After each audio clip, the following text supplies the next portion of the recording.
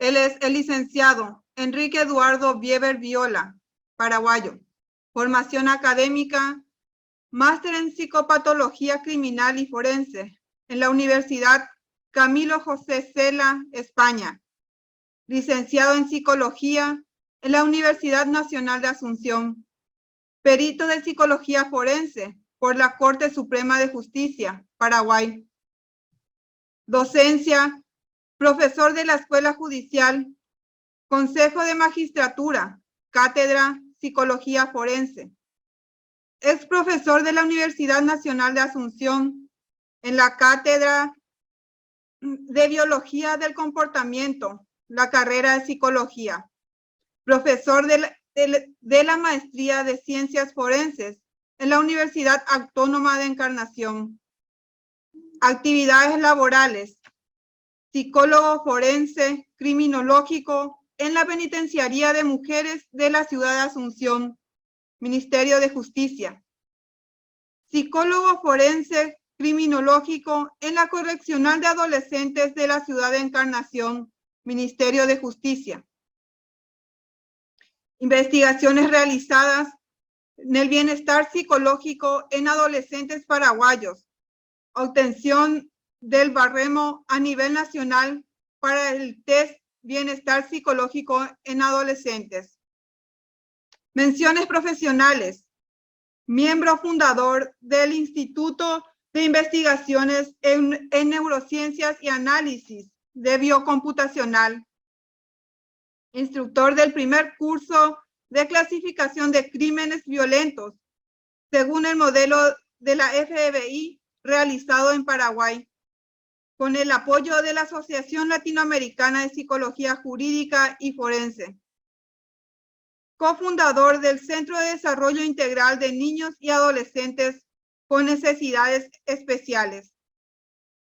Adelante, licenciado. Ya enseguida. Hola, buenas noches a todos. ¿Cómo están? Gracias, Antonia, por la presentación. Ahí le veo a una exalumna. Hola, Leli Rodríguez. Un gusto en verte. Acá hay varios conocidos. Sara Costa. Bueno, sigue llegando la gente. La doctora Servín, Lourdes Servín, Rosana Caballero, y bueno, mucha gente conocida también aquí. Contento con, también saludo a la señora Mirta Ramírez, la ingeniera. Bueno, contento de estar otra vez acá con ustedes y acá con los colegas del hospital psiquiátrico, ¿verdad? Que tienen estas actividades muy loables y muy útiles, pienso yo, ¿verdad? Para instruir a las personas, no solamente a los profesionales, también a la gente interesada, ¿verdad? Sobre temas que generalmente no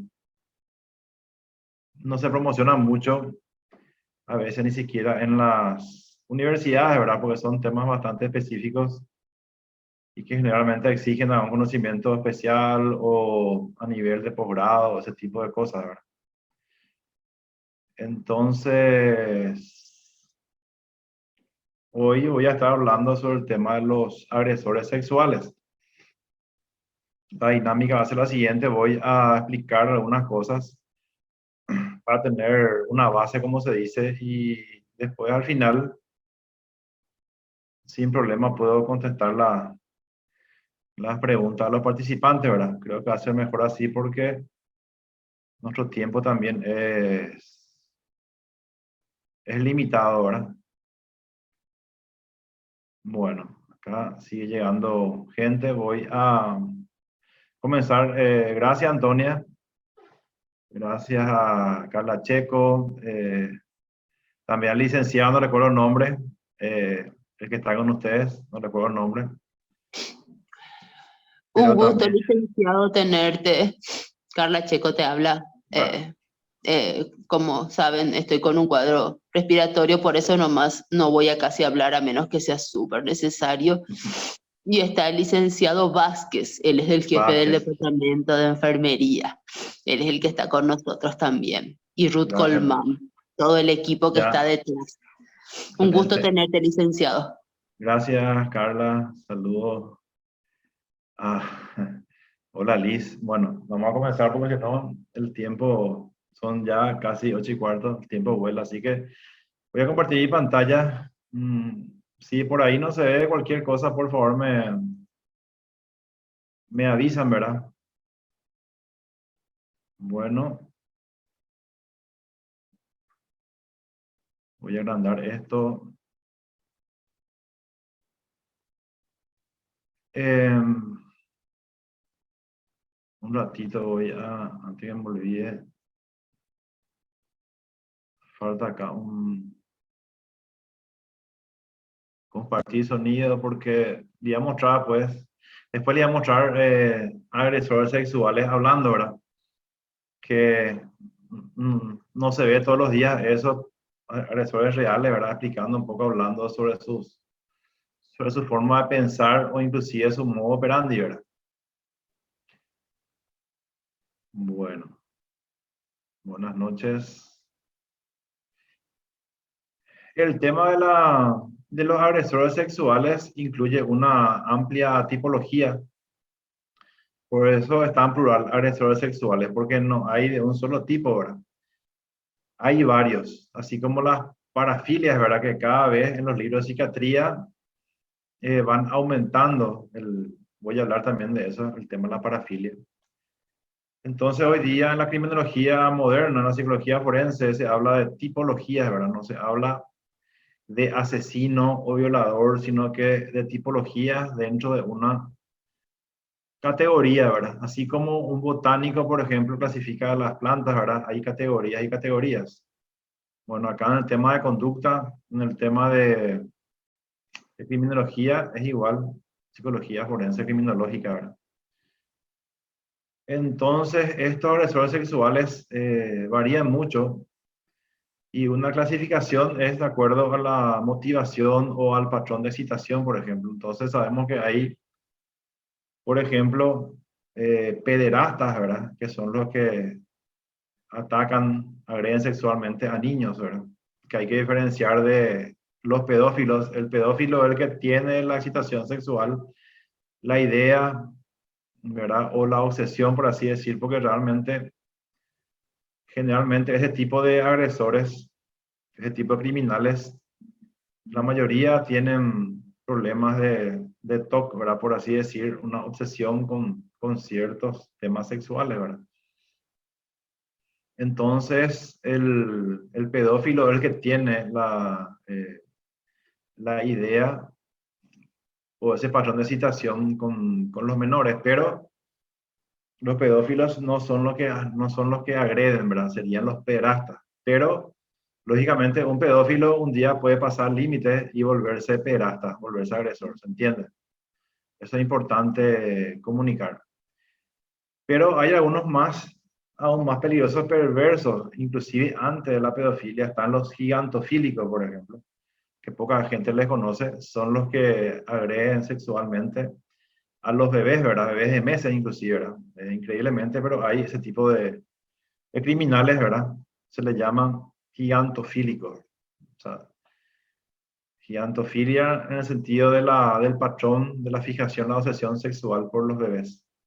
Bebé de meses estamos hablando, ¿verdad? Y lógicamente, si pasa el límite, entonces sería un pederasta gerontofílico, por así decir, ¿verdad? En términos sencillos para que se vaya entendiendo eso, ¿verdad? Entonces, tenemos rango de edades, gigantofílicos, pedófilos, tenemos los hebéfilos, que son los que tienen una alta excitación sexual, una obsesión con los adolescentes, por ejemplo. Le dice hebéfilos, ¿verdad? Y después ya estarían los gerontofílicos, ¿verdad? Los que tienen un patrón de agitación sexual persistente, pero con ancianos. Entonces, en edad está, por ejemplo, esa tipología, ¿verdad? Ahora quiero aclarar algo que generalmente no se comentan en los cursos o que generalmente no aparecen en los libros ni de psicopatología ni de criminología, ¿verdad? Que el tema de las edades es relativo, ¿verdad? Yo tuve casos donde intervine, donde evalué, intervine, asesoré, donde supuestos pedófilos, ¿verdad? Que abusaban de niños o de algún niño en particular, seguían con su acoso y agresión sexual, inclusive ya en edades superiores, ¿verdad? En la adolescencia, y el acoso inclusive seguía aún en la edad adulta, ¿verdad? Entonces, en psicología forense hay que tener cuidado con las etiquetas, con las cosas rígidas, ¿verdad? Porque cada ser humano es único. Entonces, por más que hablemos de tipologías, ¿verdad? Esas tipologías no son rígidas, son dinámicas, ¿verdad? Entonces puede ser que alguien abuse de niños y igualmente abuse de adolescentes o de personas mayores, incluso, ¿verdad? Entonces eso es importante aclarar, ¿verdad? Acá no hay temas rígidos o edades o gustos rígidos, ¿verdad? Como decía un gran perfilador de la FBI, y que para mí fue el máximo experto en el mundo, ¿verdad? En violadores, ¿verdad? El doctor, profesor Hazelwood, falleció hace unos años. Él escribió un libro, tiempos antes ese libro no se tradujo al español, pero la traducción sería algo así como Sueños Tenebrosos, ¿verdad? En ese libro él cuenta su experiencia con los agresores sexuales, y me llamó la atención, tengo subrayado en el libro, ¿verdad? En las primeras páginas, que él manifiesta que no hay un límite para lo que le pueda excitar sexualmente a una persona. ¿Qué significa eso? Que cualquier cosa puede excitar a un ser humano. Pueden ser niños, adolescentes, como estuvimos viendo. También pueden ser cosas, sucesos. Hay personas que se excitan sexualmente cuando hay tormenta, por ejemplo. Hay personas que se excitan, por ejemplo, con el tema de la micción, de orinar a otros que lo orinen, como el urofílico, por ejemplo. Hay personas que, una parafilia bastante rara, que solamente se excitan teniendo relaciones sexuales dentro de autos, inclusive en carreras autos, pero autos chocando entre sí, ¿verdad? Hay personas que se excitan con los rayos, hay personas que se excitan en lugares cerrados. Hay casos muy raros como la nomofilia. Nomofilia viene de la palabra nomo, o sea, un duende sería, ¿verdad? Personas que se excitan viendo duendes, ¿verdad? Tienen imágenes, muñecos de ese tipo, y se excitan al ver ese tipo de cosas, o al ver, por ejemplo, un dibujo animado donde haya duendes, como por decir Blancanieves, los pitufos, ese tipo de cosas, ¿verdad? Puede parecer muy raro que una persona excite ese tipo de cosas, porque sabemos bien que son cosas ficcionales, de ficción, ¿verdad? Pero es así, ¿verdad? Y lo que decía Hazel es cierto, ¿verdad? No hay un límite de lo que le pueda excitar a alguien, ¿verdad? Entonces, ese es un principio que tenemos que manejar. Entonces, la agresión sexual, ¿verdad? Quitando el tema de la violación, o sea, incluye la violación, ¿verdad? Incluye actos criminales en donde las víctimas son forzadas o coaccionadas para participar en actividades sexuales. En adición, o en suma, agresiones y tentativas para cometer violación, por ejemplo, acá yo incluiría en general agresión sexual, ¿verdad? Por la fuerza o amenaza contra mujeres y hombres son incluidas. También, lógicamente, los hombres, no solamente las mujeres son, o los niños son agredidos, también hombres, ¿verdad? Lógicamente. Así como crímenes sin contacto. Esto es importante. Hay una categoría de estos agresores sexuales que generalmente se llaman ofensas molestas, ¿verdad? O serían como una especie de, como los acosadores en nuestro medio, ¿verdad? Personas que llaman y molestan por teléfono diciendo cosas, groserías o temas sexuales, ¿verdad? La agresión, entonces, es, vamos a decir, es verbal, es psicológica, ¿verdad? Por eso se llama ofensas molestas. O una mujer que pasa por la calle y un hombre, por ejemplo, está orinando y se da la vuelta y le muestra su órgano genital, un exhibicionista, por ejemplo, entonces es un tipo de ofensa molesta, ¿verdad? Ese tipo de agresores sexuales no suelen ser peligrosos, ¿verdad? Como los voyeristas, por ejemplo, fetichistas, o los froteristas, por ejemplo, los que se citan frotándose, ¿verdad? Sexualmente por otras personas. Ese tipo de tipología, pero hay veces que cuando está con mucho estrés, eso puede escalar. Escalar es un término que usa mucho la FBI en la criminología. ¿Escalar en qué? Escalar en violencia, ¿verdad? Y un día pueden dar un paso más y, qué sé yo, un voyerista puede entrar en la casa de una mujer que para él es sujeto sexual, ¿verdad? Y entrar y violarla, por ejemplo. Entonces, volvemos al tema de que no hay acá categorías ni conductas únicas, ¿verdad? Es importante aclarar eso. Sigue llegando la gente acá. Un ratito voy a...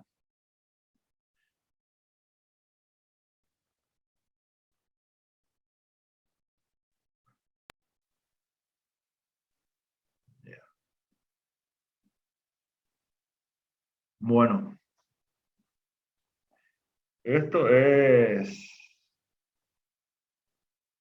Un ratito, sigue entrando la gente. Bueno, si por favor, si es que de repente no se ve la pantalla, por favor me avisan. Esto sí es mi profesor Mark Safarik. ¿Quién es él? Es un ex agente de la FBI. Fue el director de la unidad de ciencia de la conducta de la FBI, donde están los perfiladores, donde estudian la mente de los criminales. Y esto fue parte de las clases que él daba a otros policías o otra gente en Estados Unidos, ¿verdad? Esta fue en realidad una clase sobre asesinos en serie. Entonces él comenzaba así, ¿verdad? Esto por supuesto está traducido, ¿verdad?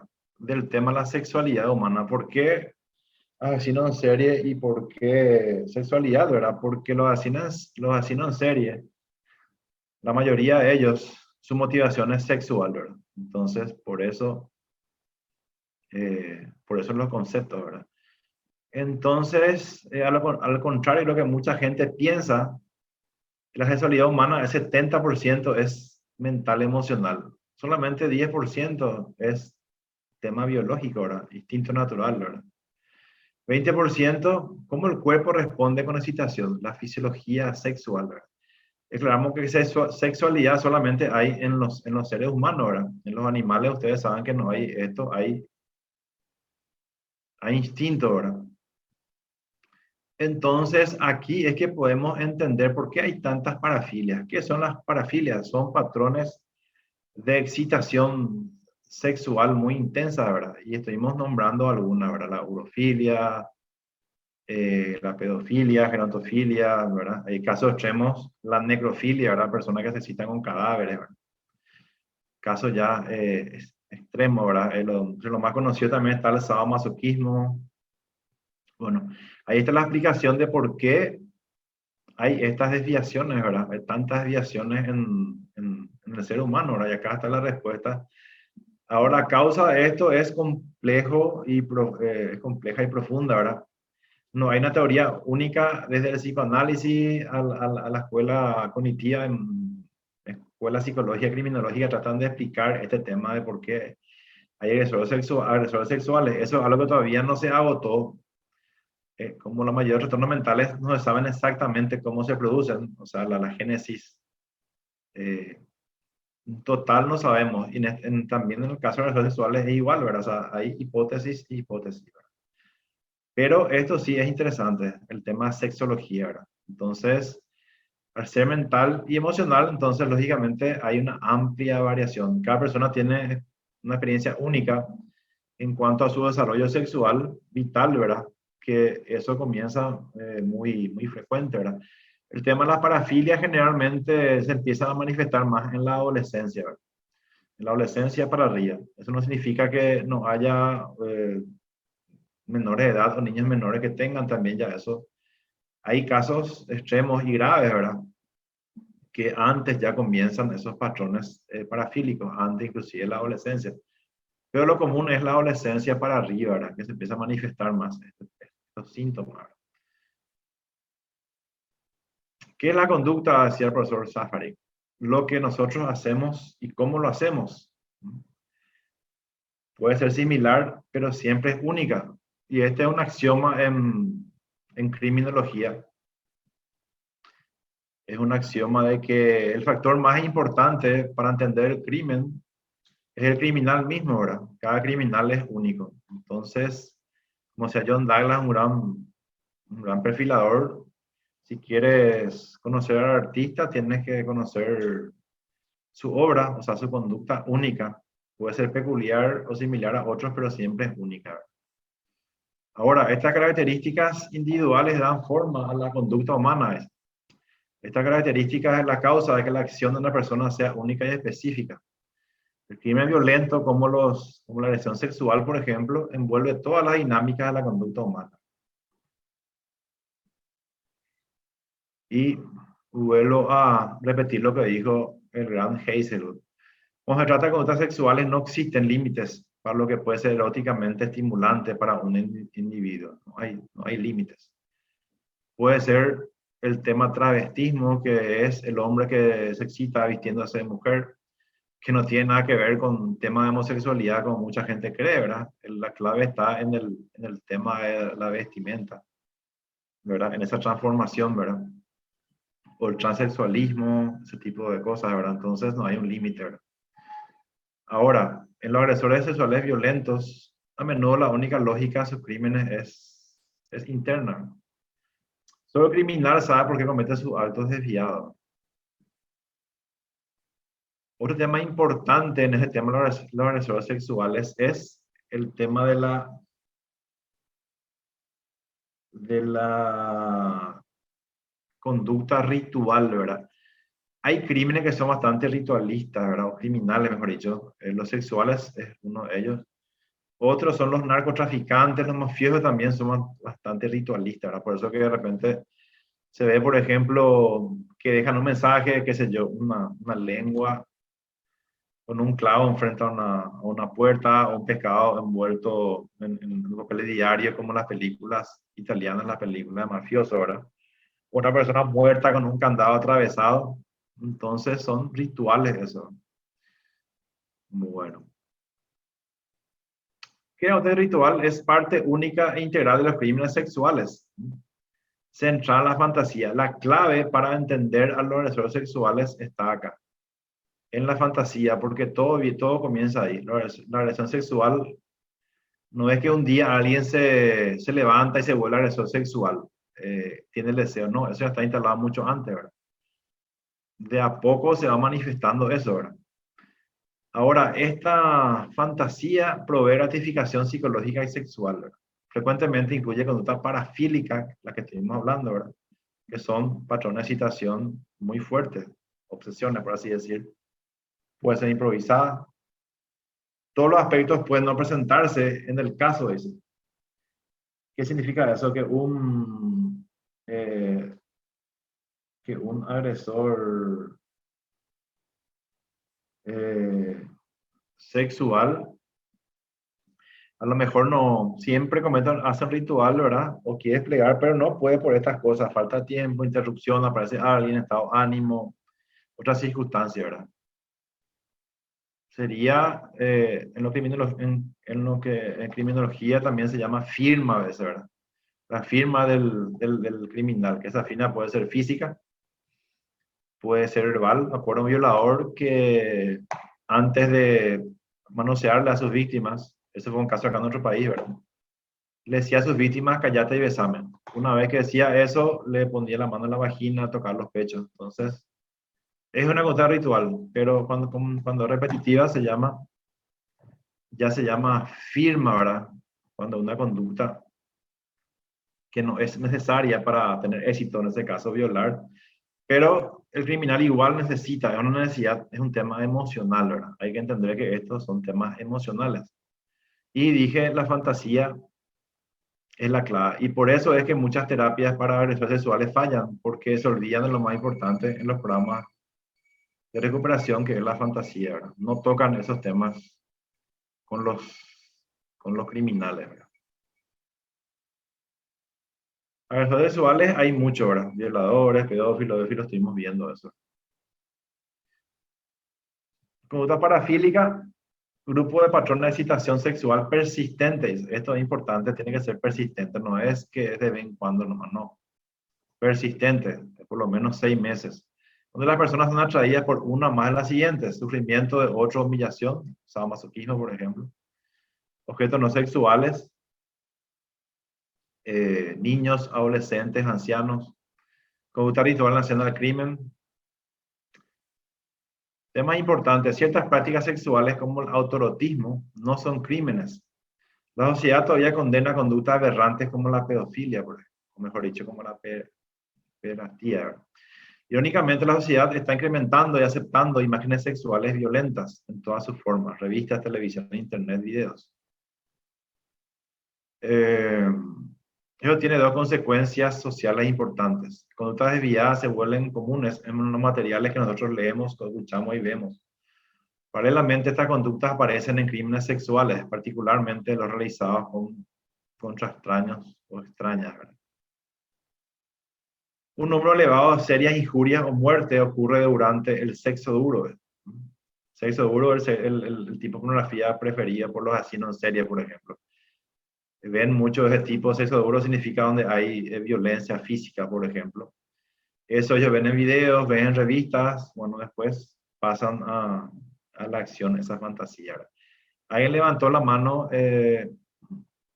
Quiero decir nomás que al terminar mi presentación voy a dar tiempo, ¿verdad?, para las preguntas o las aclaraciones, ¿verdad?, porque nuestro tiempo es limitado. ¿Por qué se cometen crímenes sexuales? En algunos casos, algunos criminales sexuales fueron abusados en la infancia. También se cree que 40-50% tal vez de los agresores sexuales también ellos sufrieron algún tipo de agresión. Y cuando digo agresión, no precisamente es que se le haya violado o coaccionado. Simplemente puede ser que un niño haya estado expuesto a pornografía, por ejemplo, ¿verdad?, que un adulto le muestre pornografía, o incluso pornografía de tipo violenta, ¿verdad? Entonces, voy aclarando eso, ¿verdad? Hay varios tipos de abuso sexual, ¿verdad? No siempre el contacto físico, ¿verdad? Violencia en la prensa, pornografía, biología. Hay también teorías biológicas, ¿verdad? Por ejemplo, en los violadores con supuestamente alta testosterona, que tendrían más predisposición para ser violentos sexualmente, ¿verdad?, lo que tienen los hombres con mucha testosterona, ¿verdad? Y acá también quiero introducir un poco el tema del concepto de castración química. ¿Qué es eso? Es una técnica para curar, o mejor dicho, reducir, ¿verdad?, el tema de las agresiones sexuales. Hoy día se avanzó más en eso. Son hormonas poderosas que se le inyectan a un criminal sexual que esté encarcelado. Ahora, él tiene que aceptar eso, firma un papel, ¿verdad?, porque estas poderosas hormonas que se le va a inyectar también pueden tener efectos secundarios, ¿verdad? Entonces, ahí está el tema de la castración química y parece que funciona en muchos casos, ¿verdad? ¿Qué hace esa castración química, esa hormona? Baja el deseo sexual, el líbido. Pero se recuerdan que el 70% de la sexualidad era psicológica y emocional. Entonces le cuento un caso que contó una amiga mía, la otra Ilcha Moro, ¿verdad? Ella es paraguaya, es psiquiatra forense, trabaja en cárcel allá en Estados Unidos, ¿verdad? Y contó el caso que ella creo que tuvo intervención donde se le aplicó esta castración química a un violador, ¿verdad? Violador de niñas, jovencitas. Entonces, le preguntan si él tenía todavía deseo de agredir a una niña. Y él dijo, bueno, no tengo más ganas de violarla, o sea, de penetrarla, ¿verdad? Pero sí tengo ganas de introducirle cosas en sus partes íntimas, ¿verdad? ¿Entienden? O sea, el tema de la castración química, el tema de esa hormona que se le aplicó, no cura el tema de la parafilia, no cura esa agresión sexual. Lo que hace es simplemente bajar un poco el deseo nomás, pero estamos lejos todavía de que haya cura para este tipo de personas. Es igual que decir que hay cura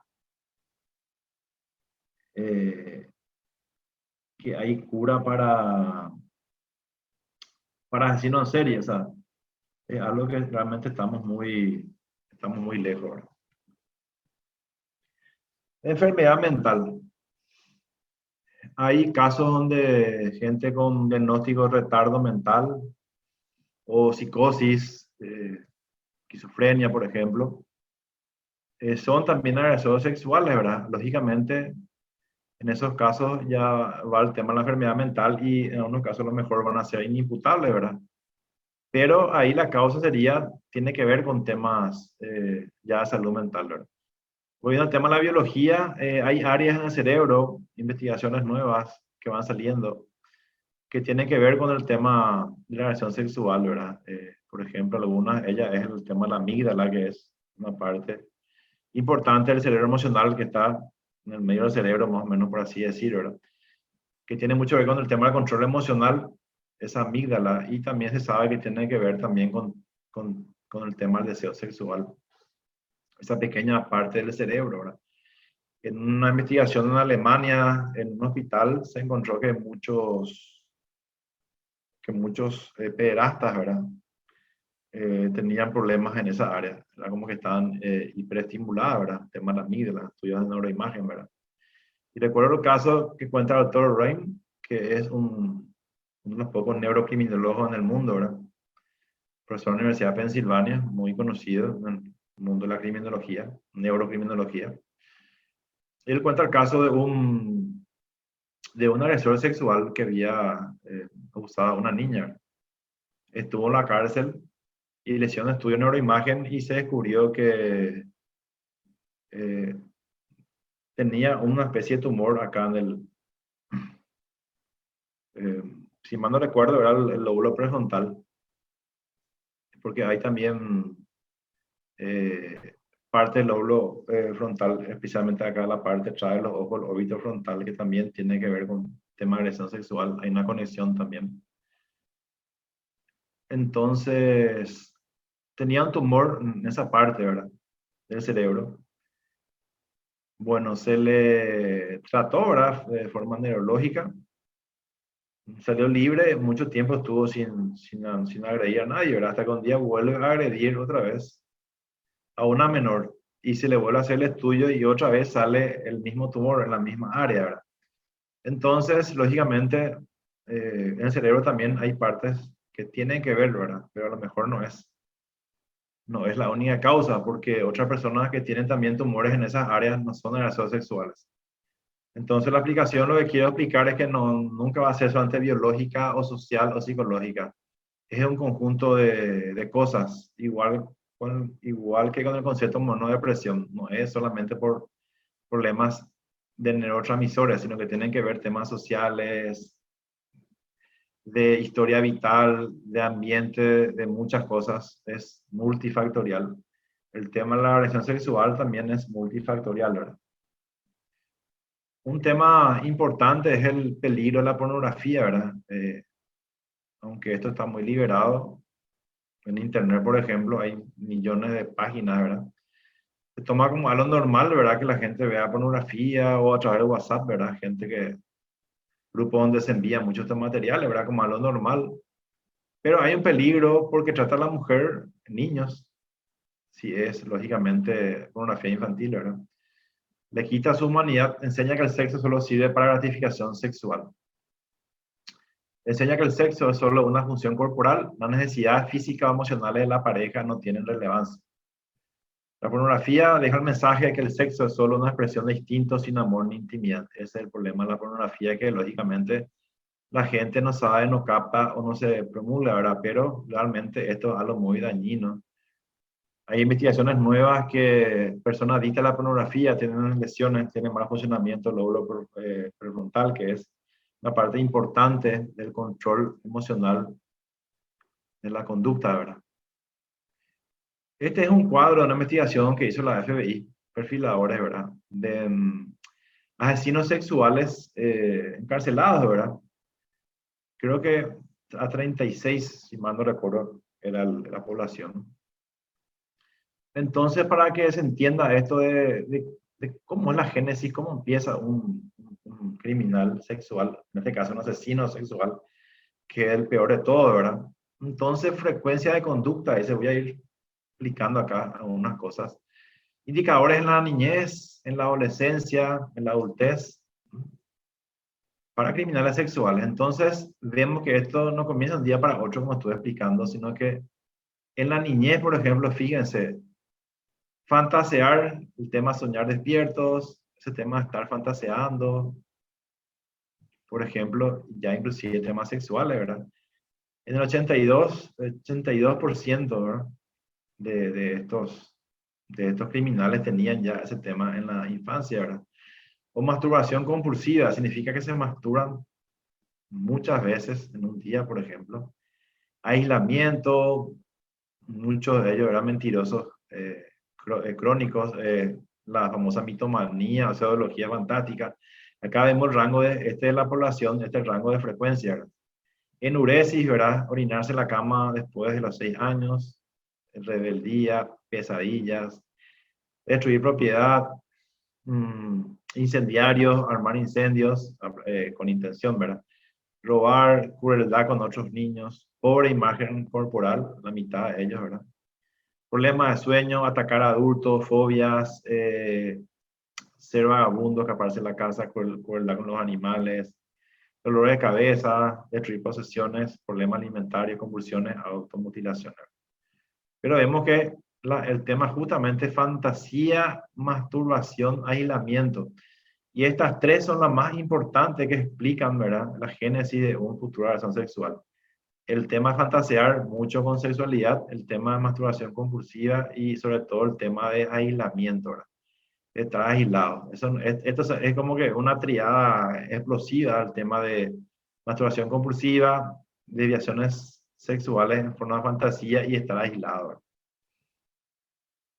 Y vemos que estas conductas, estas tres, ¿verdad?, cómo se mantienen desde la niñez hasta la adultez.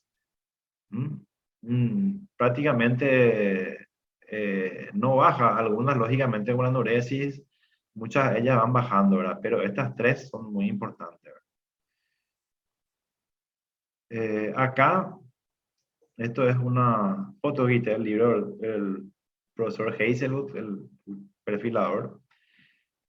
Esto fue encontrado en la casa de un asesino en serie, ¿verdad?, sádico, sexual, ¿verdad? ¿Qué dice acá? Una muñeca mutilada, dice. No, dice, ataque contra objetos animados normalmente no es un crimen, o sea, no es un crimen lógicamente, ¿verdad? Pero puede ser la primera evidencia de fantasías violentas.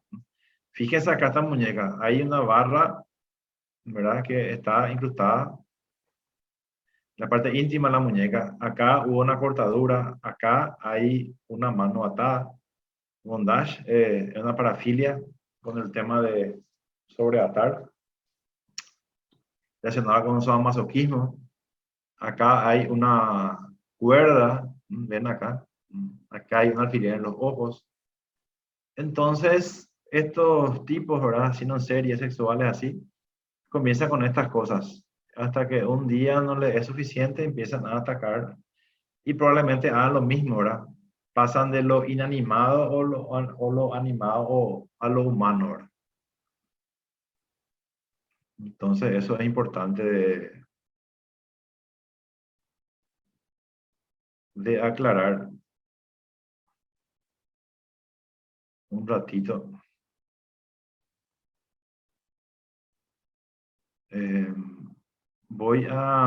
Quiero mostrar lo que prometí, agresores sexuales reales, hablando un poco, para que vean un poco la forma de pensar, porque es muy importante, como todo está en la mente, como decimos los psicólogos, ¿verdad? Entonces, estos agresores sexuales generalmente tienen lo que se llama distorsiones cognitivas, ¿verdad? Tienen una forma errada de interpretar las cosas, especialmente lo que son pederastas, ¿verdad?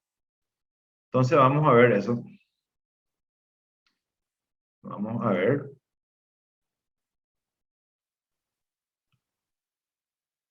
Un rato.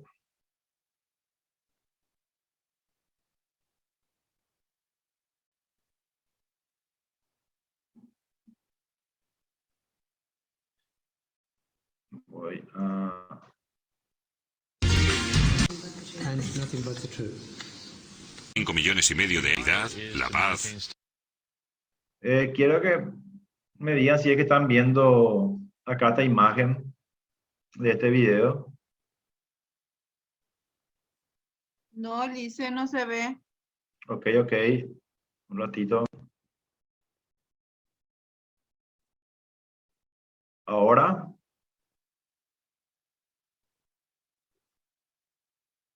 Hay una imagen, pero no corre el video, licenciado. Sí, sí, sí, no, va a correr. Quiero ver nomás. Ya Dale. está. Ok. Acá vamos a ver a un sacerdote. O sea, la verdad que no es sacerdote. Es un agresor sexual, un psicópata disfrazado de sacerdote. Es mejor, es bueno aclarar eso, ¿verdad? Justamente un perfilador de la FBI, ex perfilador Joe Navarro, escribió un artículo muy interesante sobre por qué los agresores sexuales le atrae el tema del clero, o sea, entrar en órdenes religiosas, y explica muy bien el por qué. Tiene que ver con temas de poder, impunidad, con varias cosas. Entonces vamos a ver un poco escuchar a un agresor sexual, ¿verdad? ¿Verdad? Que funge de sacerdote, ¿verdad? Porque lo que menos tiene es religioso. Pero ver un poco cómo piensa. Es breve el video, vale la pena ver, ¿verdad? Entonces, esto voy a hacer correr. Y la calma. Peace and calm. Y lo más importante, And the biggest impedir thing que you have to estallara do el is escándalo. absolutely shut down the scandal. Ok. Desilusionado, el padre Patrick abandonó el sacerdocio y se unió a un grupo de abogados que defendían a las víctimas. Uno de los primeros casos fue contra el reincidente padre Oliver O'Grady, ordenado en Irlanda, pero que ejercía su ministerio en California. I swear by Almighty God The evidence I shall give that the evidence that I shall give in this deposition in this deposition will be the truth, will be the truth, the whole truth, the whole truth, nothing but the truth. and nothing but the truth. Hizo esta declaración en un proceso civil en el que fue acusado de sodomizar más de 100 veces a un menor. But if the boy was tall or fat, that wouldn't attract me. I tended to take boys that were rather slim built. I tended to be attracted to the genital area, and there was a part of me would kind of want to be in touch with that, or to discover that, to see that in this particular boy. Admite por lo menos 30 víctimas, niños y niñas, a lo largo de 2 décadas. What about the little girls did you find attractive? If she had a short dress or something like that, I might have been tempted to, and often did, maybe raise her dress in a kind of subconscious way, or should I say in a way that she's not aware that I'm doing that, but checking her out at the same time, you know. You get a glimpse of her underwear. And did you find that arousing? I did, yes. The viewing was more attractive actually than the touching in the girl's case. How about how you would greet the little girl you were grooming? Just use the name Sally. Hi Sally, how you doing? Come here, I want to give you a hug. You're a sweetheart, you know that. Very special to me. I like you a lot. She might respond, I like you too. And that would allow me to give a better hug to you. O'Grady permaneció en la cárcel durante 7 años. Luego fue deportado y ahora vive en Irlanda. Sus víctimas se han centrado en su obispo, el cardenal de Los Ángeles, Roger Mahony.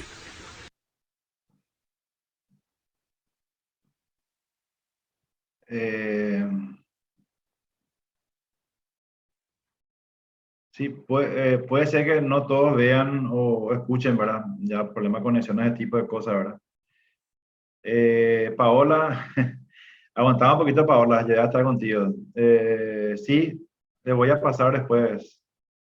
No hay problema, voy a dejar o pasar después el enlace de ese video, creo que está en la web.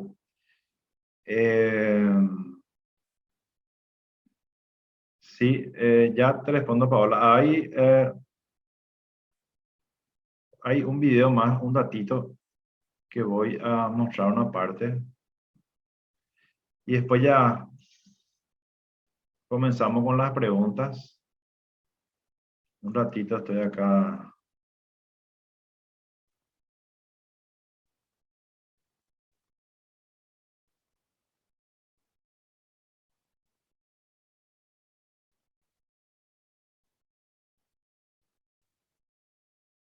Un ratito voy a volver a compartir.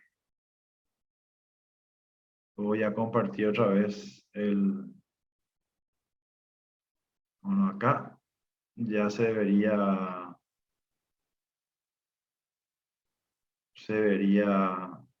ver, ¿verdad? Acá lo que vamos a ver es el máximo referente mundial en lo que es pedofilia, ¿verdad? Que es un holandés, ¿verdad? Tanto así que tiene su partido político, ¿verdad? Y una entrevistadora chilena le hace una entrevista, se va en la casa allá en Holanda, ¿verdad? Es interesante ver que la caja tiene cámaras externas y están los otros los cristales, ¿verdad? Porque ahí, en un país tan liberal como Holanda, igual no le quieren a estos tipos, ¿verdad? Entonces le tiran cosas y ese tipo de sucesos. Entonces vamos a ver un poco. Descarga sus frustraciones chateando con los referentes mundiales de la pedofilia. Con ellos o con otros de sus pares intercambian fotografías, cómics eróticos, direcciones de páginas web y distintas teorías sobre sus atracciones sexuales. Para él, por lejos, el holandés Martijn Uitenbogart es hoy el más influyente de todos los pedófilos públicos en el mundo. Él se declara su seguidor. Se trataría del defensor de la libertad sexual infantil por antonomasia. Uno de los pocos pedófilos dispuesto a hablar abiertamente de sus inclinaciones. Un líder para todos quienes inician en estas lides y se sienten solos. Para muchos un provocador, sobre quien fuimos descubriendo durante esta investigación pesan múltiples y descarnadas acusaciones. Nuestra hija tenía 3 años cuando descubrimos que había sido abusada sexualmente.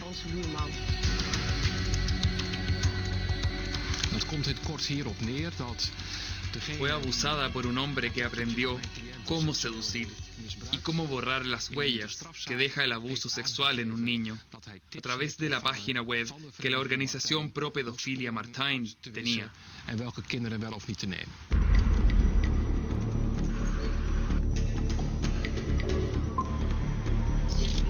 Estamos entrando a Hengelo, vamos a casa de Martijn Uitenbogart. Él es uno de los fundadores del partido político pedófilo y miembro de una de las organizaciones pedófilas más importantes del planeta. Vamos en el número 36, vamos al número 32. ¿Qué es esa? Esa es la casa.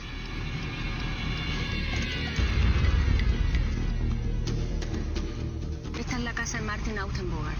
Mira los vidrios. Está todo roto esto. Llegamos. Vamos.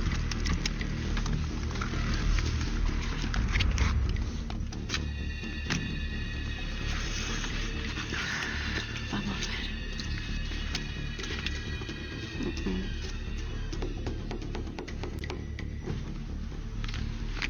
Hay una cámara de televisión ahí.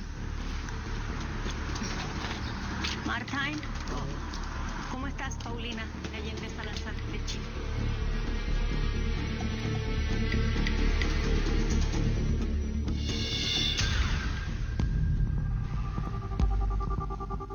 Desde el comienzo sentimos que esta no es una casa tradicional.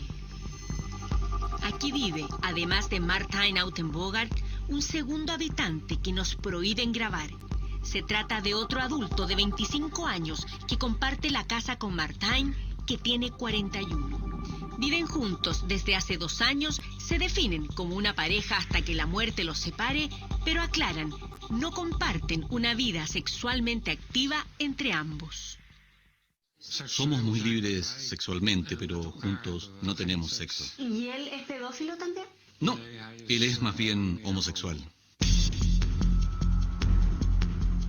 Además de los vidrios rotos que demuestran el repudio de los vecinos y las cámaras de vigilancia instaladas para protegerse, la decoración de esta casa llama desde el primer momento nuestra atención. Como en una historieta infantil, las bandejas con dulces presiden el ambiente. Nos sorprenden, se supone que aquí no entran niños. En la casa del pedófilo de mayor reconocimiento mundial en la actualidad, las figuras de niños invaden los rincones del living y el comedor. Hasta el jardín llega la presencia multitudinaria de pequeños muchachos alados. Y en el segundo piso de esta casa, ubicada en un barrio medio holandés, al que el mismo Martijn nos invita a subir, es donde signos claros de sus preferencias sexuales van guiando el camino y nuestras preguntas.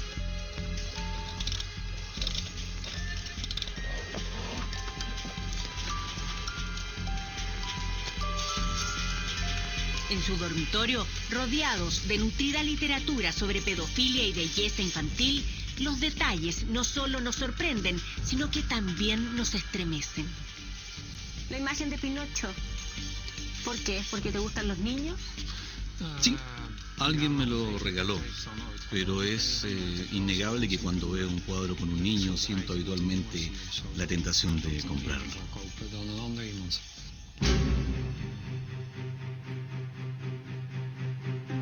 Uno recorre tu casa y ve niños adornando la casa. Y mira, te voy a enseñar otra imagen. ¿Cuál es el atractivo que le ves a ese físicamente? Es un chico muy delgado. Eso para mí es siempre mucho más atractivo. No me gustan los niños gordos. Nunca me han gustado. Es como que un hombre heterosexual tuviera la foto de una modelo en su pieza. Sí, es exactamente eso para mí. Martijn nos permite recorrer los rincones de su dormitorio y de sus pensamientos hasta encontrarnos con espacios oscuros. En cada momento, la intimidad del reconocido pedófilo se muestra más torcida, menos conectada y más atrevida. ¿Y esa foto? Para mí esta imagen representa niños demasiado pequeños como para gustarme, pero me parecen adorables. ¿Qué edad para ti dejan de ser adorables los niños y comienzan a ser eróticamente atractivos o sexualmente atractivos? Bueno, depende. Puedo comenzar a sentir algo con un niño de 6 años.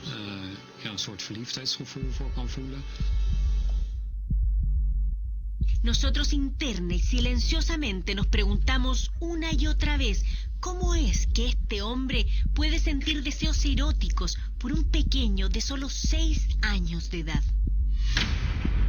Seguimos adelante, queremos llegar al centro de los postulados de este pedófilo que cuenta con miles de seguidores en el mundo. La conversación es directa, si queremos conocer sus pensamientos, ahí están. Nos los entrega en bandeja, aquí no hay tapujos. En lo personal, yo creo que tener sexo con niños no es malo. Lo que sucede es que decir hoy algo así es políticamente incorrecto. Sin cambiar el tono de voz ni la expresión de su cara, Martijn profundiza sobre su mirada respecto a la sexualidad y la vida en pareja. Casi sin inmutarse, habla sobre las condiciones que a su juicio debe tener una relación entre un niño y un adulto para ser correcta. Las condiciones principales son la aceptación social, la elección libre del niño en todo momento. y respetar siempre el nivel sexual del niño. ¿Qué significa eso? No puedes penetrar, por ejemplo, a un niño de 3 o 4 años. ¿Y cuándo sí podrías penetrarlo? Depende de lo que quiera el niño. Lo realmente importante es que sea agradable para ambos. En este punto, comenzamos a tocar la médula, el centro que según él y sus seguidores sostiene su teoría. Lo que a juicio de ellos permitiría tener intimidad con un pequeño. ¿Tú crees que si los niños están de acuerdo, no presentan oposición a tener una relación de intimidad con un adulto, eso está bien hecho? Sí. Entonces la sociedad, a tu juicio, debería permitir la intimidad entre niños y adultos. Sí, esa es mi visión de las cosas. Y no solo en lo sexual, sino que también en compartir la vida con un niño. Insistimos, pero Martijn, sin perturbarse, no se retracta.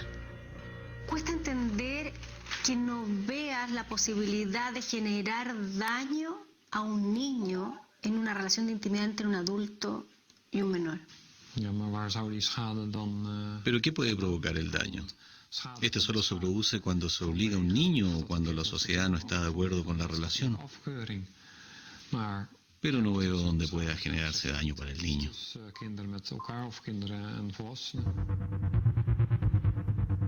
A juicio de Martijn, los niños están tan capacitados como un adulto para consentir una relación sexual. El resto, según él, es un invento de la sociedad. Su discurso, seguido por miles de pedófilos en el mundo, es inamovible. Así es. Pero la sociedad actual mantiene este tema como un tabú. Para ellos se trata de una cuestión de poder. Pero en lo personal creo que los niños sí pueden opinar y que si hay consentimiento por parte de ellos, sí se debiera poder tener relaciones sexuales con niños. Antes de seguir adentrándonos en el discurso del pedófilo de mayor exposición pública en la actualidad, antes de contactarnos con sus seguidores y sus pares, escuchamos a uno de los más prestigiados psicólogos holandeses, especializado por más de 20 años en el campo de la pedofilia. Jules Mulder, de la clínica de Bach, donde el 30% de los clientes son pederastas y donde se han atendido a más de 1000 en terapia, la mayor parte en conflicto con la justicia, conoce bien los postulados de Martijn Uitenbogaert y los rechaza tajantemente. Yo pienso absolutamente lo contrario de Uitenbogaert. Los niños hasta cierta edad no conocen las consecuencias de sus decisiones y aprovecharse de esto es dañino para ellos. Los niños tienen que desarrollar su propia sexualidad, explorar por sí mismos y a su ritmo qué es y en qué consiste la sexualidad. Jamás influidos por un adulto.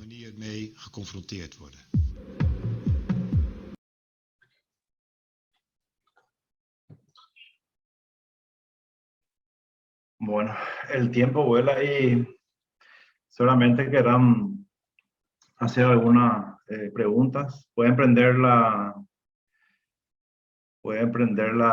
las cámaras si es que quieren. Así nos conocemos, ¿verdad? Por ahí seguro hay gente conocida.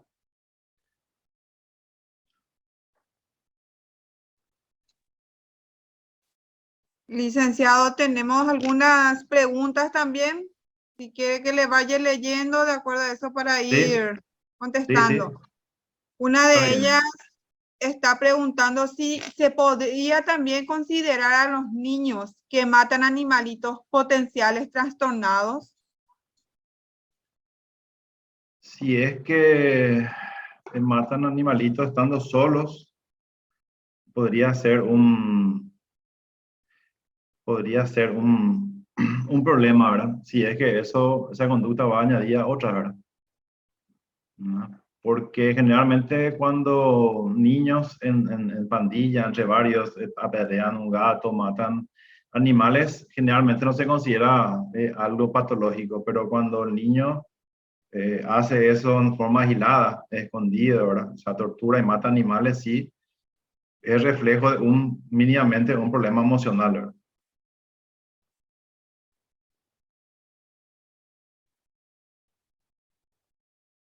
Tu audio, Antonia. Sí, dice, disculpe. Estaba diciendo nomás si es que hay alguien más que quiera hacer alguna pregunta o algo.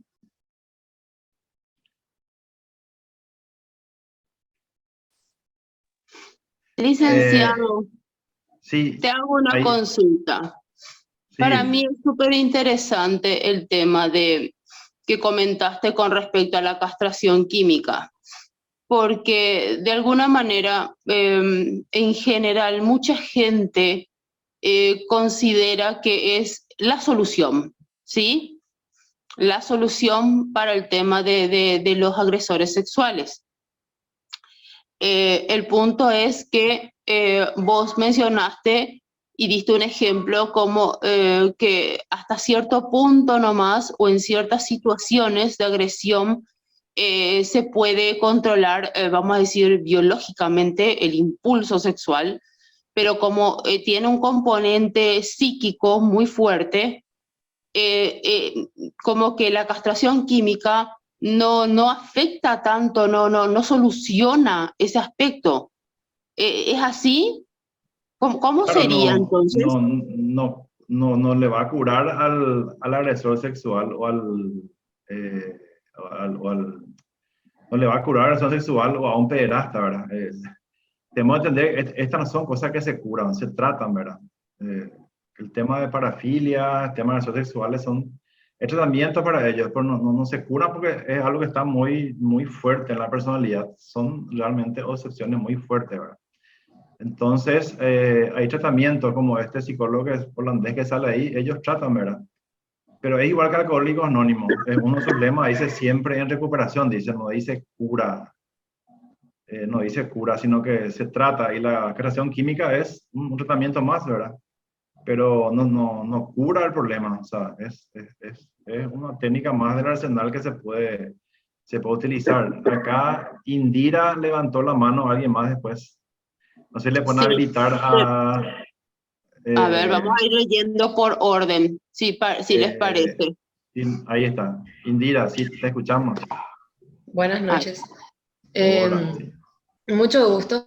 Tenía dos preguntas así, creo que son un poco cortas, diría, de responder. La primera sería si hay alguna diferencia específica entre hombres y mujeres que son agresores sexuales, ¿verdad? Porque yo creo que ya se está viendo también mujeres que son agresores sexuales. Y también con el tema de la transexualidad y todo eso, hay más cosas incluso, ¿verdad? O sea, se abre el paraguas, ¿verdad? Esa era mi primera pregunta. Muy interesante, Indira, gracias por tu pregunta. Es buena pregunta. La verdad que diferencias de género, ¿verdad? Entre hombre y mujer no hay tantas como se puede pensar, ¿verdad? Por ejemplo, entre pederastas varones, ¿verdad? Y pederastas mujeres, porque lógicamente hay también mujeres que abusan de niños o niñas, ¿verdad? Lo que hacen, su conducta sexual, su tipo de agresión es muy parecida. Hay una tesis doctoral que habla sobre eso, ¿verdad? Así como los pederastas, por ejemplo, el 80% de ellos lo que hacen es, le tocan al niño o la niña, lo obligan a los niños a tocarle a ellos, ¿verdad? Incluye sexo oral, ese tipo de cosas, filmaciones, posturas, ¿verdad? 20% son los que penetran así ya a lo más violento, ¿verdad? Y las mujeres tienen conductas parecidas también. Por ejemplo, introducen objetos en la parte íntima de los niños. También de tocar, no hay tanta diferencia como se supondría, ¿verdad? Por ser hombre o mujer, ¿verdad? Entonces, lógicamente, si hablamos de violador que penetra, lógicamente es exclusivo de los hombres, ¿verdad? Pero una mujer también puede agredir, ¿verdad? Puede violar, entre comillas, ¿verdad? Pero lógicamente con objetos o otro tipo de otras formas, ¿entiendes? Pero igual es agresión sexual y el impacto dañino es el mismo, ¿verdad? Lourdes Servín, si le pueden habilitar su micrófono. ¿Quiere? Levantó la mano. Sí, muy buenas noches, licenciado. Lourdes. Para los que no me conocen, Lourdes Servín, soy trabajadora social en el área de niñez. Me parece excelente la charla, licenciado, espero que se repita. Gracias. Bueno, a mí me consta, ya que hace 6, sí, casi 7 años que vengo trabajando en el área de abuso sexual en niños. Sería interesante, que es lo que siempre me pregunté y siempre traté de investigar, es ver el punto de inicio de de un posible abusador, ¿verdad? Porque es muy difícil identificar así de buenas a primeras hasta después de que ocurrió algo. Entonces sería importante detectar ciertas cosas que nos alerten y nos lleven a ya prever un posible abuso, ¿verdad? Esa es mi pregunta, licenciado. Ya. Pregunta muy interesante, ¿verdad? De hecho, que hay niños que comienzan muy temprano, ¿verdad? Abusando de otros, ¿verdad? Ahora la pregunta es, ¿por qué niños abusan de otros niños, ¿verdad? No es algo frecuente, ¿verdad?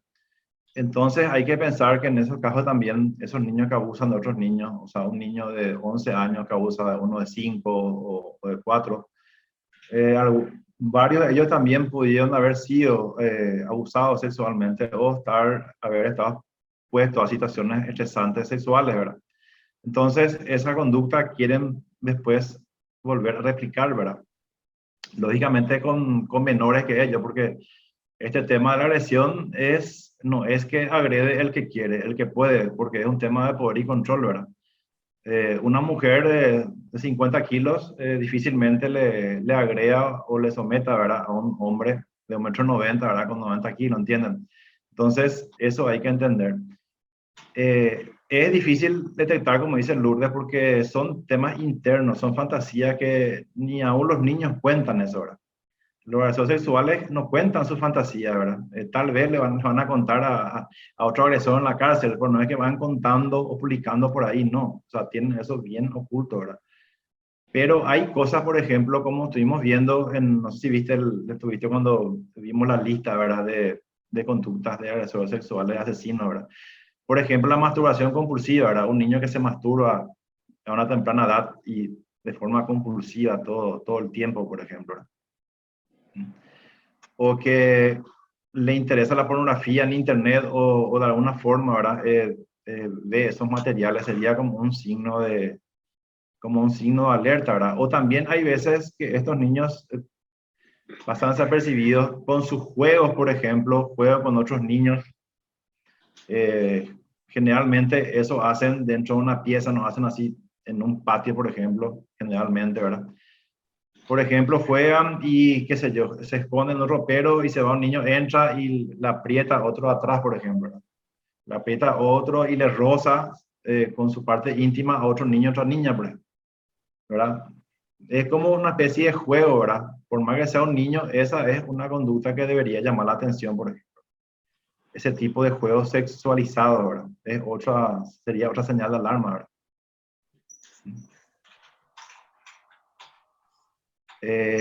Eduardo Espínola, ¿qué tal? Si le pueden habilitar a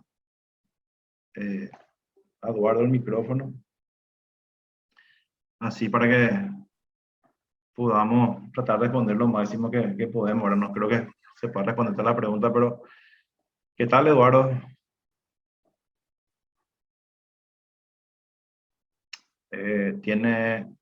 No sé si es que te respondí, Lourdes. Se entiende, ¿verdad? Son algunas, hay más, ¿verdad? Hola. Pero sí, ¿qué tal? Hola, buenas noches, ¿qué tal? ¿Cómo estás? ¿Qué tal? Bien, ¿me escuchas bien, verdad? Sí. Bueno, mi consulta es la siguiente. ¿Qué posibilidad hay de que puedas también compartir algún material un poquito más sobre cómo serían las características de los distintos tipos de agresores sexuales? Sabemos que hay varios tipos, ¿verdad? Pero viste que dado el tiempo no hay pues mucho como para poder hablar, entonces podemos leer por lo menos en algún PDF para poder tener un poco más de Sí. información, si se puede, ¿verdad?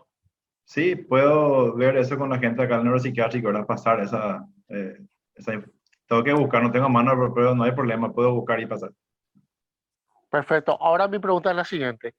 Últimamente en Paraguay, ya que suele salir mucho en el noticiero, aparentemente hay un aumento, digamos, de los casos de abuso sexual en niños, pero es irónico porque ahora, por ejemplo, la pena se amplió, que era de 5 pasó a 15, y eso parece que no le atajó mucho yo pensé que le iba a atajar, ¿verdad? Pero al final parece que no es así, ¿verdad? Porque aparentemente se elevó el número, antes la cifra era menos de 100 y ahora más de 100 casos inclusive por mes hay, algo alarmante. Sí, eso está comprobado. O sea, el tema punitivo, de castigo, esas cosas no atajan a los... ni la pena de muerte, allá en países en África hay pena de muerte para gente así. Igual si es viviendo violador, o sea, porque tenemos que entender que son patrones, son personas con un tema psiquiátrico, ¿verdad? Con obsesiones, patrones muy fuertes de excitación, ¿verdad? Entonces, algunos hacen esa evaluación riesgo-beneficio, ¿verdad? Entonces dicen, bueno, si hago esto, ¿qué me va a pasar? La excitación es mayor que el riesgo que pueda ocasionar, entonces atacan igual, sabiendo que a lo mejor pueden ser vistos o lo que sea, pero es como que se tiene que dar el gusto de alguna manera. Entonces, Entiendo. ese es el tema punitivo, y de hecho, en muchas cárceles no hay tratamiento para ellos. O sea, están en la cárcel un tiempo, pero salen igual, ¿entienden? Porque no Sí. se trata el problema de fondo, ¿verdad? Que es el tema de fantasía. En otros países sí, ¿verdad? Hay tratamiento para ellos. Lógicamente, en Estados Unidos, en Canadá, hay muchos tipos de tratamientos muy interesantes, algunos inclusive en la comunidad, donde ellos viven en una comunidad y los vecinos mismos le supervisan y le ayudan al pederasta, ¿verdad? Que salió de la cárcel, previo tratamiento, ¿verdad? Entonces le hacen como una especie de control y un apoyo, ¿verdad? O algunos usan inclusive tobilleras, ¿verdad? Justamente por el alto grado de reincidencia. O en España, por ejemplo, hay programas interesantes de terapia, por ejemplo, tipo cognitivo-conductual, ¿verdad? Que hay casos donde resulta, ¿verdad? O sea, que el pederasta, por ejemplo, por un ejemplo, aprende a refrenar esos impulsos, ¿verdad? Y se le anima, por ejemplo, a que tenga actividades, que trabaje, ¿verdad? Que no caiga en depresión, porque hay que entender que ese tema de la parafilia, la aviación sexual, es una parte normal de la persona. No es que es toda su vida, todo el tiempo está en eso, no es como la gente cree, no.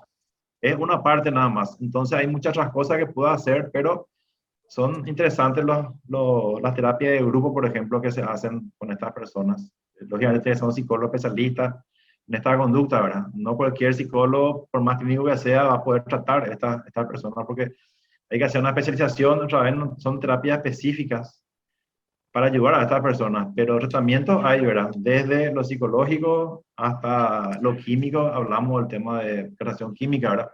Que está funcionando bien en muchas relaciones sexuales, ¿verdad? Pero, ojo, ya sabemos que no cura eso, pero hay avances, la ciencia avanza y hay avances también, pero todavía no podemos hablar de cura, para eso falta mucho, tal vez nunca va a haber cura igual que para los psicópatas, la psicopatía. Estamos lejos todavía de tener algo así, ¿verdad? Pero lo bueno es que hay tratamientos y que algunos parecen funcionar, ¿verdad? Ahora, tratamiento a un psicópata, a una persona muy descompensada psiquiátricamente, entonces ya es mucho más complicado, ¿verdad? Una última pregunta y te dejo. Acá en Paraguay no hay ayuda psicológica para este tipo de gente, ¿verdad? Habría, ¿verdad? En la parte privada, en las cárceles, ¿verdad? Acá yo sé que hay sexólogos, no sé si es que están especializados en este tipo de cosas, ¿verdad? Sinceramente te voy a mentir, pero psicología, psiquiatría, tratamiento habría. Ahora, el tema es ver si es que hay alguien especializado en terapéutica de este tipo de población, ¿verdad?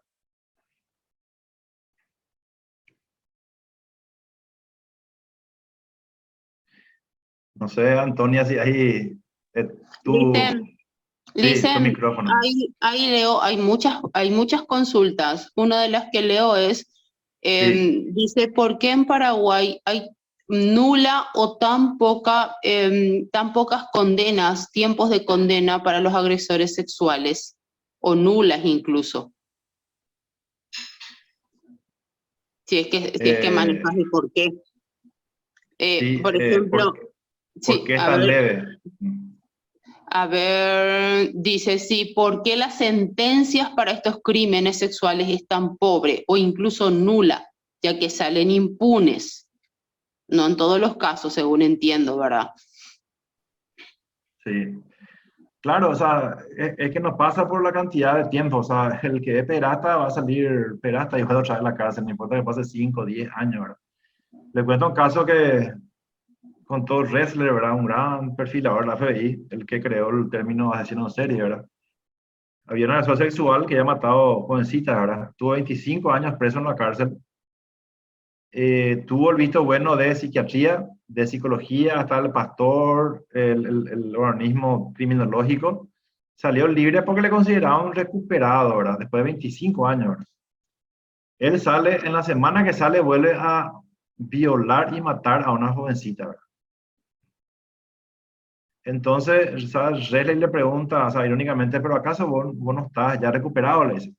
Y se ríe este asesino y dice, mira, le dice, en estos 25 años no hubo un solo día que yo no pensase en violar y matar jovencita. Entonces, ¿cuál fue el error ahí de todo el staff de esa cárcel, verdad?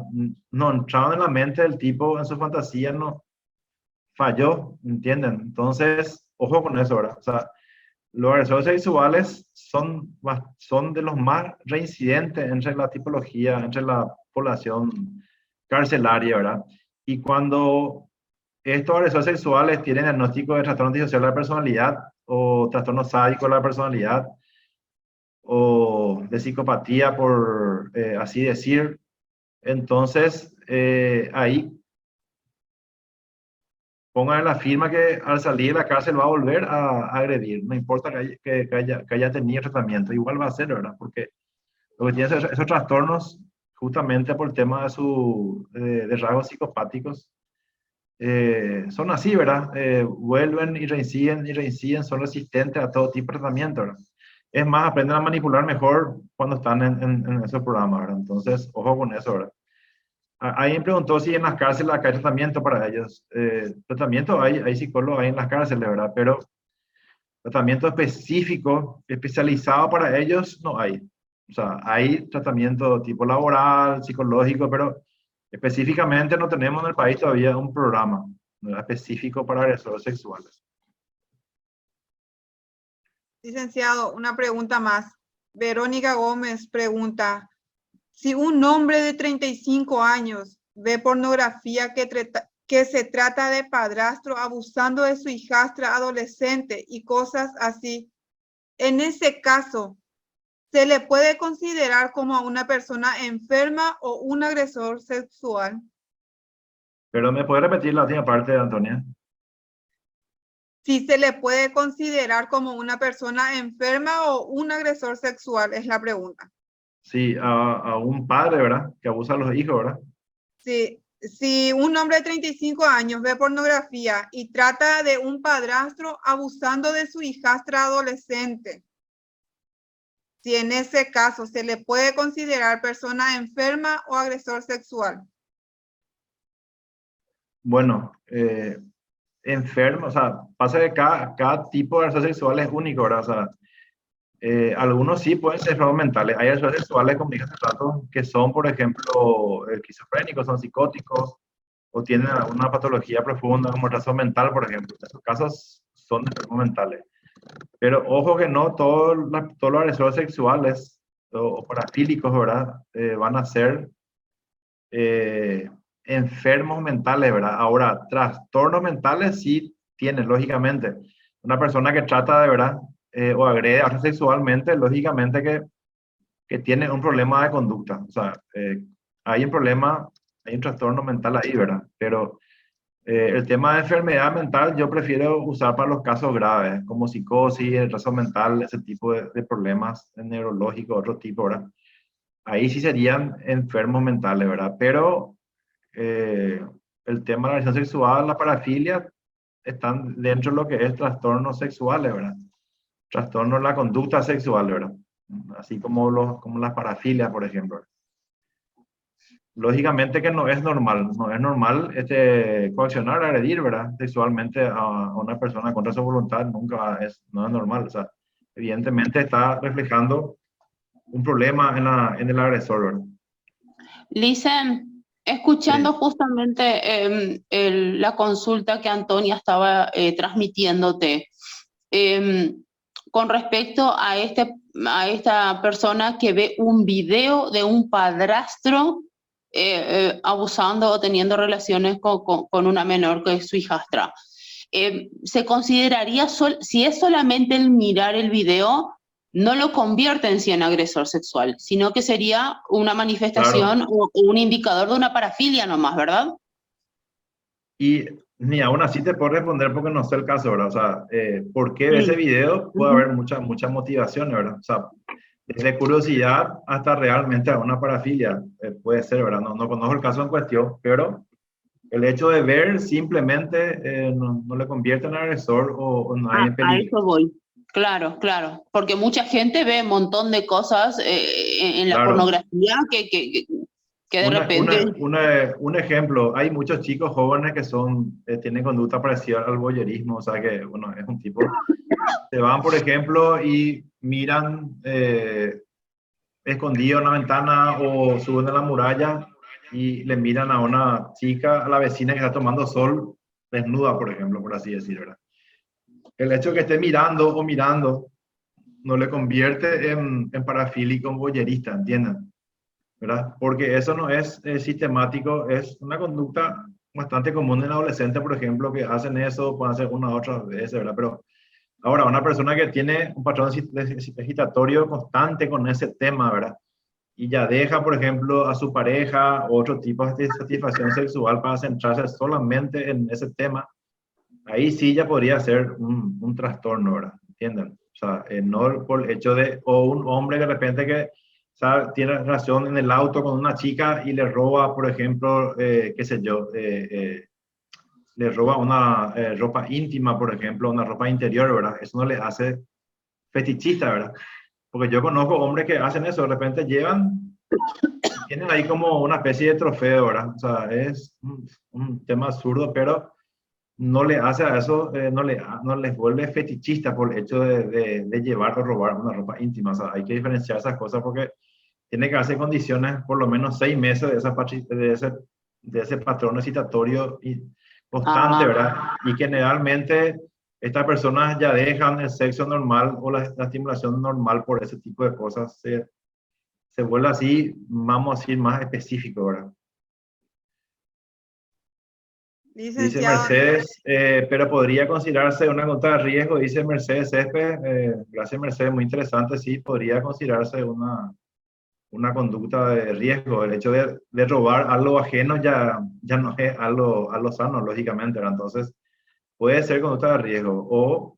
O mismo, una persona que siempre está espiando a otras personas desnudas o lo que sea. Claro que puede ser de riesgo, ¿verdad? Pero, aclaro, no lo convierte en parafílico, ¿verdad?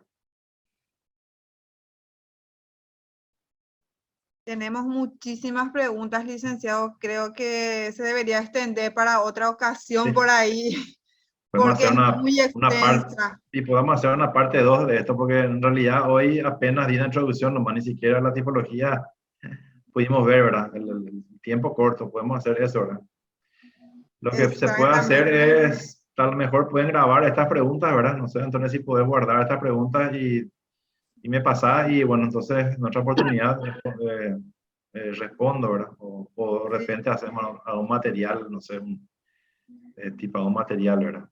Perfecto, licenciado. Vamos a estar anotando todas las preguntas y para pasarle también a usted. O inclusive ver con la licenciada algún otro día para poder hacer otra segunda parte. Sí, no, disculpen a toda la persona que no, porque sé que hay muchas preguntas, pero son las 9:30 y bueno, el tiempo. Sí. Pero si es por mí respondí a todas, ¿verdad? Pero discúlpenme por el tiempo, ¿verdad? Porque realmente el tiempo no da, ¿verdad? Pero le agradezco a Antonia y a Carla porque misión de secretaria ahí para seleccionar las preguntas, ¿verdad? Porque sé que son muchas, ¿verdad? Licen, te tomo la palabra. Vamos a estar en contacto y vamos a organizar según tu disponibilidad una segunda parte, ¿sí? Porque como vos decís, la tipología y todo, hay mucho por ver y es una situación súper preocupante en nuestro país, ¿sí? Entonces, amerita. Sí, amerita que compartamos tus conocimientos y tu experiencia. Te agradecemos muchísimo, Lisen. Muchísimas gracias, Carla, una vez más por la invitación, a Antonia, a todo el equipo del Neuro. Muchas gracias por la invitación. Y gracias también a todos los participantes. Vi que ahí hubo como más de 100 personas, ¿verdad? Así que contento que le haya interesado a mucha gente, ¿verdad? Sí. Muchos se anotaron, licenciado. Muchísimas gracias. Gracias, Hasta un nuevo gracias a todos. encuentro, licenciado. Muchas gracias Dale, a los dale. presentes. Hasta luego. Dale, chao, chao. Chao, chao.